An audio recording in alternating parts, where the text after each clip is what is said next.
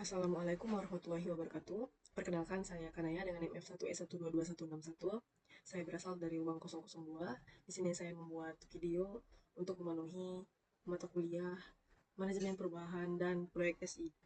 Jadi tujuan saya membuat video ini, saya ingin membahas apa saja yang sudah saya pelajari melalui materi pertemuan 10 yang sudah diberikan Ibu dosen. Jadi materi pada pertemuan 10 ini bertema manajemen proyek dalam Sistem Development Life Cycle atau SDLC. Jadi pada materi kali ini terdiri beberapa pembahasan. Yang pertama ada konsep SDLC, yang kedua ada model SDLC, yang ketiga ada tahapan SDLC, dan yang terakhir ada alat pengembangan sistem informasi. Jadi apa sih SDLC itu? SDLC itu kependekan dari System Development Life Cycle atau disebut siklus hidup pengembangan sistem.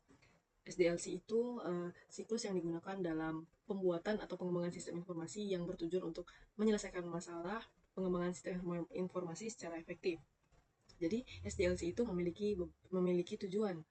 Tujuan itu berperan dalam memastikan keberhasilan pengimplementasian sistem dalam pemenuhan tujuan strategi. Nah, SDLC itu juga memiliki beberapa fungsi-fungsi. Yang pertama, sebagai media komunikasi tim develop dengan stakeholder, dan yang kedua, sebagai fungsi mentoring dan dokumentasi manajemen tingkat tinggi dalam suatu perusahaan pengembangan perangkat lunak. Yang ketiga, ada sebagai penghasil sistem dengan kualitas yang dapat memenuhi harapan pengguna. Yang keempat, sebagai gambaran input dan output dari tahap ke tahap. Dan yang terakhir ada sebagai penanggung jawab atau peran yang jelas atas antara pihak yang terlibat seperti manajer proyek, analisis bisnis, developer, serta desainer. SDLC ini juga memiliki kelebihan dan kekurangan. Nah, kelebihan dari SDLC ini adalah menyediakan tahapan yang dapat digunakan sebagai pedoman pengembangan sistem. Nah, sedangkan kekurangan SDLC ini tergantung pada hasil analisis, sehingga jika terdapat kesalahan di tahapan analisis, akan terbawa terus ke hasil sistem. SDLC ini juga memiliki beberapa tahapan. Jadi yang pertama itu ada tahapan planning atau perencanaan, yang kedua ada analisis, yang ketiga ada desain, dan yang terakhir ada implementasi. SDLC ini juga terdiri dari 5 fase. Jadi masing-masing fase terdiri dari aktivitas yang saling terkait atau terhubung. Yang pertama itu ada fase perencanaan, mengidentifikasi masalah, mengkonfirmasi kelayakan proyek, membuat jadwal proyek, menentukan staf yang terlebih dalam proyek, dan yang terakhir melalui proses pengembangan proyek.